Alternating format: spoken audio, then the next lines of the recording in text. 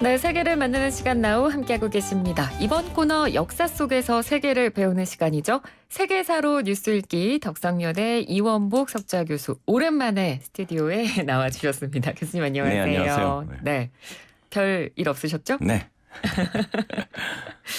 자, 오늘 오랜만에 저희가 스튜디오에서 얼굴을 뵙고 네. 이야기를 좀 나눠볼 주제는 벨라루스 이야기입니다. 예. 정말 이 부분은 궁금해서 교수님한테 꼭 여쭤보고 싶은 역사적 배경이었는데 벨라루스에서 대선 치러진 지 이제 어제부로 벌써 딱 한 달이 됐거든요.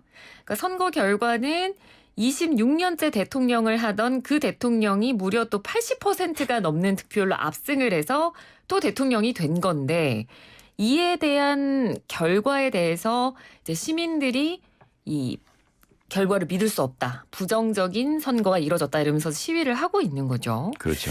네. 또 뭐 루카셴코 대통령이 개헌까지 언급을 하고 있는데 일단 뭐 자리에서 내려올 뜻은 없는 것 같고 전혀 없죠. 네. 뭐 야권 인사들이 실종되고 강제 출국되는 일도 벌어지고 이런 상황이 계속해서 지금 벌어지고 있는 것 같더라고요. 이제 우선 벨라루스 그러면 좀 생소하실 거예요. 우리가 네. 사람들한테는. 옛날에는 우리가 이제 백러시아라고도 했는데 백러시아. 백러시아 하얀 오. 하얄 뺏겨서 백러시아. 이 벨로가 백러시아 하얀 러시아라는 뜻이거든요. 근데 왜 그러냐니까 이것이 진짜 나라가 하얘서 그런 게 아니라 네. 실제로 국민들이 그 유럽의 백의 민족이라고 할 정도로 흰옷을 즐겨 입고 아, 정말요? 뭐 건물 흰색 잘 칠하고 백색을 좋아하는 건 사실인데 그래서 백러시아가 아니라 이 러시아 슬라브족들은요 방향을 색깔로 표시합니다. 그러니까 흰색은 서쪽, 블랙은 동쪽, 그다음에 레드는 북쪽, 뭐 블루는 남쪽 이런 식으로. 네. 근데 이제 벨로 그러니까 화이트니까 여기서 서쪽이라는 뜻이에요. 다시 얘기해서 서러시아라는 뜻입니다. 아. 그래서 이제 보면은 슬라브 민족이 세 슬라브 민족이 있어요. 네. 같은 민족인데 그것이 동슬라브, 서슬라브, 남슬라브로 갈립니다. 동슬라브가 벨라루스, 우크라이나, 러시아. 그리고 서슬라브가 저기 폴란드, 체코, 슬로바키아 세 나라. 그리고 남슬라브는 중간에 딱 헝가리가 잘려 있기 때문에 네. 발칸 반도에 있는 유고슬라비아 지방.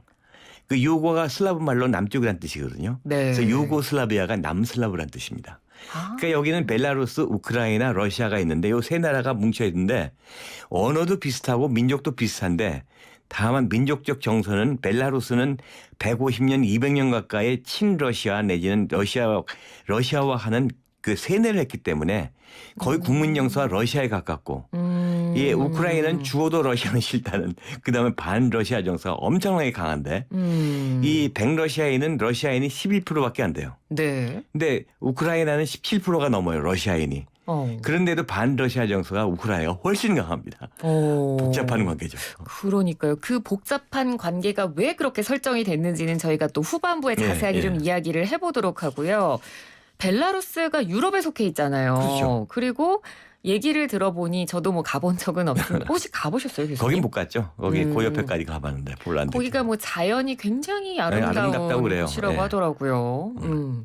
정말 이 소식을 전하면서 저는 놀라웠던 건 일단 벨라루스가 유럽에 속해 있는 나라라는 것도 좀 생경했는데 소련으로부터 이 벨라루스가 독립을 한 뒤에 26년이나 넘게 한 대통령이 장기 집권을 한 거잖아요. 그렇죠. 네.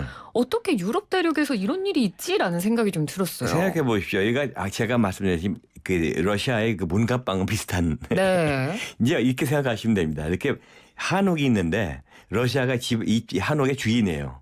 거기에 대문 옆에 문간방이 있어요.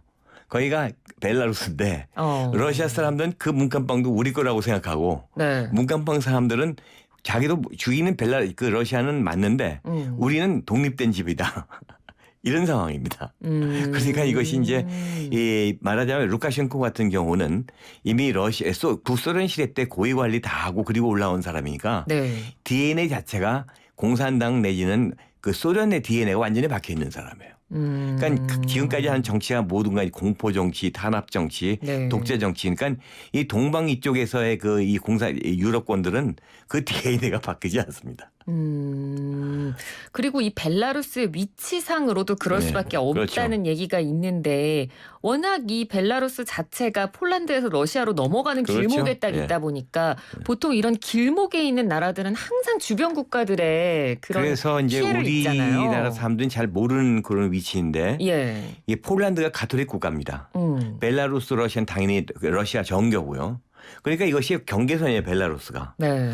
그러니까는 이 중간에 끼어 있는 나라들, 벨라루스하고 그 옆에 있는 발트 3국, LR이라고 그러죠. 에스토니아, 리투아니아, 라트비아. 네. 그 나라들은 우리는 모르는데 이 고래 싸움에 새우등 터지는 거예요. 그러니까 예를 들어 에스토니아 같은 경우는 2차 대전 때 일부는 소련군에 끌려가서 소련군 부대가 되고 일부는 독일군 끌려가서 나치군 부대가 되고 그래서 형제끼리 총질을 하고 이런 비극적인 역사를 겪은 거예요. 그러니까 요 지방 사람들의 특징은 외국은 싫다. 외세는 그럴 것 싫다. 같아요. 이게 네. 철저히 뼈에 박혔죠. 네. 그럼에도 불구하고 러시아는 그건 아니다. 약간. 그러니까 러시아는 외세라고 생각하지 않는 거군요. 그렇죠. 그만큼 세뇌를 단단히 시켜놓은 거죠. 그러니까 아무리 부정선거를 해도 80%가 나왔다는 것은 루카셴코를 지지하는 사람이 많다는 얘기예요. 아직도. 그러네요. 그러니까 이 벨라루스 국민들이 그런 전쟁에 대한 아픈 기억도 있고 그렇죠. 그렇기 때문에 이제 주변국 외국들은 다 싫다. 외세의 개입은 싫고 어떤 정치적 불안정에 대한 큰 두려움 이런 것들이 있기 때문에 이런 정서가 나오는 건데 지난해 이런 뉴스도 있었어요. 그래서 실제로 러시아와 벨라루스가 국가를 하나로 합치는 문제를 놓고 실제로 논의를 한 적이 있더라고요. 논의를 했죠. 논의를 해가지고 우리가 이렇게 불안에 살고 불안에 떨고 그럴 것이 아니라 네. 이제 푸틴이 살살 꼬신 거죠. 그러지 말고 우리 합치자. 우리가 남이가 우리가 남이가 맨날 같이 살았고 옆나라고 공산당들이 처음 열린 데가 민스크예요. 벨라루스예요. 그만큼 역사적으로도 밀접한 관계가 있으니까 우리 합치자. 그러니까 이제 루카셴코가 솔깃해가지고 막 얘기가 많이 됐거든요. 네. 합치려고. 네. 근데 이제 반대가 나오는 거죠. 왜냐? 이 벨라루스는 독립국인데 연방 국가가 되면 중앙 정부가 새로 생기잖아요. 그렇죠. 그러니까 상부 정치기관이 생기는 거예요. 그러니까 우리가 독립을 잃어버리는 거라 해서 극렬하게 반대를 하죠. 그래서 지금 이것이 약간 지지부진해 있는 상태입니다. 아, 그렇군요. 근데 사실 저희 입장에서도 저희도 식민지의 역사가 있고 그렇죠. 정말 그 조상들이 피로 저희가 민주주의를 이뤄내고 나라를 이제 얻은 그런 역사가 있기 때문에 이렇게 힘들게 독립국이 됐는데 다시 그 나라의 어떤 나라에 속해져 있는 역사로 돌아간다는 것 자체가 좀 이해가 안 가는데요. 이해가 우리는 안 되는데 예. 이 벨라루스의 경우 그만큼 많이 러시아화가 됐기 때문에 저항 그 세력이 이렇게 강하지가 않다는 얘기죠. 아까 얘기해 주셨잖아요. 세뇌를 굉장히 네. 잘 시켰다. 예, 예. 어떻게? 그러니까 이제 그런가요? 러시아를 제정 러시아 시대 때 네. 벨라루스 못 쓰게 하고 언어가 비슷하니까 러시아 말을 국어로 쓰게 하고 뭐 이렇게 벨라루스적으로 뭐 문학 작품도 지금 금지하고 그리고 심지어 스탈린 때는요. 예. 소련은 한 나라다 해가지고 모든 15개 연방 국가에서 고향에 대한 노래를 못 하겠어요. 우리의 고향은 소련이다. 그래서 예를 들어서 리투아니아, 뭐 에스토니아 거기에 고향의 민요 같은 거 있잖아요. 네. 이것을 일체 금지시켰습니다. 이것도 일종의 소련화의 그 세뇌 공작이죠. 그래서 리투아니아, 에스토니아 그쪽 발트 3국에서는 옛날에 싱깅 레볼루션이라는 게 있었거든요. 네. 그게 소련에 항거하기 위해서 고향 노래를 부르는 그런 혁명이 있었어요. 네. 상당히 좀 대단한 그런 이야기죠. 그러니까 보통 이렇게 우리나라의 역사하고 이제 자꾸 저희가 좀 네. 연관지어서 생각을 하게 되는데 보통 이런 식으로 식민지 정책을 시행을 하면서 언어를 말살시키고 네. 그런 노래로 강제 주입식 교육을 시키고 이러면 보통 이제 지식인들이 일어나서 민족주의에 일어나죠. 대한 걸 다시 고취시키잖아요. 그런 일은 없었나요? 지금 일어나는 게 바로 민족주의 세력들이죠. 지식인들이. 그래서 지금 납치된 그런 야당 지도자라든지 네. 그리고 이제 언론사라든지 문필가라든지 이런 깨어있는 지식인들이 이건 아니다. 우리는 벨라루스, 러시아 일부가 아니라는 거죠. 그런데 이 루카셴코는 완전히 푸틴 등에 올랐다고. 네. 그러니까 이제 자기 권력을 연장해야 되니까 계속 우리는 친러시아단 말을 못하지 않습니까? 네. 국민 정서가 있으니까 우리는 친소련이라는 얘기를 지금도 하는 거죠. 아. 소련으로 러시아와 벨라루스는 하나인 거예요. 그 자동차 번호판에 그 망치하고 그 나지잖아요. 공산주의 맞고 그거 달게 하고 네. 국가 심볼로도 그걸 쓰게 하고 그게 뭐냐니까 러시아와의 연대감을 국민들에게 암암리에 강조하는 거죠. 그렇군요. 참 안타깝네요. 그러니까 한 나라의 민족 정체성을 없애기 위해서 어떤 나라가 정책을 펼치고 그 정책이 결국은 어느 정도 성공을 거둬서 그렇죠. 세뇌를 확실하게 시키는 그런 결과를 낳았다는 것 자체가 참 마음이 아픈데, 그러니까 지금 아까도 말씀해 주신 그래도 이런 상황 속에서도 벨라루스 민족으로서의 정체성을 찾기 위한 어떤 지식인들의 노력이 네. 분명히 있었던 거고, 그중에 한 단체를 꼽자면 벨라루스 인민전선 네. 얘기를 저희가 또 해봐야 될 것 같아요. 어떤 단체인가요? 그러니까 이제 지식인들이 모여가지고 이제 어떤 이 루카셴코의 어떤 독재 정책이라든가 네. 장기 집권에 대해서 반기를 든 그런 운동이죠. 그래서 이제 예를 들어서 모든 건 국어를 갖다가 완전히 그 벨라루스어로 되돌리는 거라든지, 네. 그러니까 문학, 예술 모든 분야에 있어가지고선 벨라루스의 고유한 전통과 역사를 되살리자는 그런 하나의 민족혼을 깨우기 운동인데 제가 보기에는 좀 어려울 것 같아요. 참, 그러니까 이 벨라루스가 독립국이 되면서 그런 노력들이 있었는데 그 노력을 나타내주는 대목이 하나 있어서 저희가 청취자 여러분을 위해서 소개를 좀 해드려 볼게요. 벨라루스인은 러시아 민족의 한 부류가 아니라 유럽 민족의 일원이다. 네. 소비에트 당국은 벨라루스 공화국의 역사적 고통과 순환의 가해자다. 네, 이런 대목이 있더라고요. 교수님께서는 어떻게 들으셨어요? 가해자는 맞는데 많은 사람들은 가해자라고 생각 안 하고 우리를 뭐 이렇게 발전시켜준 하나의 그 공동체가 소련이라는 생각도 강하거든요. 그러니까 역사적으로 분명히 이건 가해자예요, 러시아, 소련이. 근데 소련이라는 것은 러시아만 있는 게 아니거든요. 예. 15개 공화국의 공동체이기 때문에 러시아가 가해자라고 하는 것은 적절하지는 않죠. 소련이라고 하는 거대한 하나의 그 공동체죠. 공산주의. 네, 그렇군요.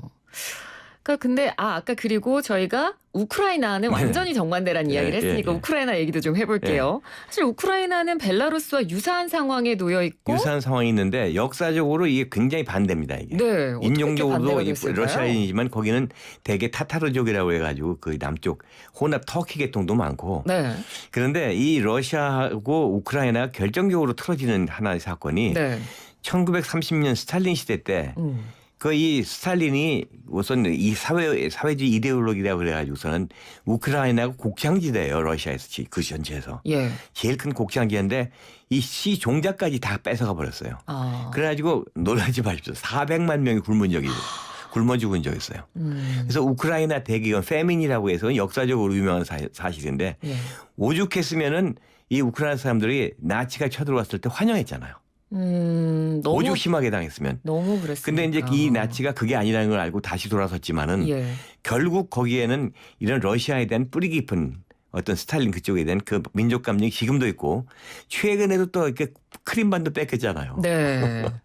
그러니까 감정이 좋을 수가 없죠. 그러니까요. 근데 흥미로운 사실은 러시아의 역사가 우크라이나에서 시작됐죠. 거기 키예프 공국이라고 해서 거기가 러시아 역사의 시작입니다. 네.